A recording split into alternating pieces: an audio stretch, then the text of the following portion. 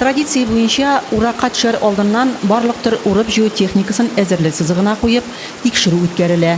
Зәй районында 17 июльдә Республика Авыл хуҗалыгы һәм азык-төлек министрлыгы, Агрокөч акционерлык җәмгыяте һәм башка структуралар белгечләре катнашында комбайннар парады узды. Без инде халык әйтемнәре буенча икмәкне басуда түгел, амбарда икәнен беләбез. Шуңа күрә инде бүген әлбәттә басуыбызда бик яхшы уңыш үстерелде. Ул инде безнең механизаторларыбызның көче белән.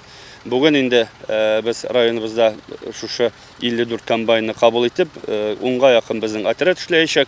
Bütün ягулык майлау материаллары, кирәкле запчастлар белән bütün комбайннарыбыз обеспечивать ителгән. Район башлыгы Разиф Кәримов механизаторларын сәламләп, агымдагы ел урып җыю эшләренең пандемия шартларында узуын ассызыклады. Техника куркынычсызлыгы буенча гына түгел, әлеге катлаулы чорда аграрийларга үзләрен сакларга чакырды.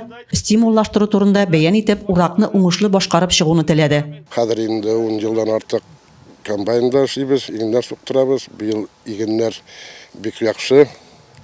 Югалтуларга юллар куймыйчы, мотор гына иттереп җыеп алырбыз дип тырышабыз. Узган ел район урып җыю эшләре буенча республикада лидер иде.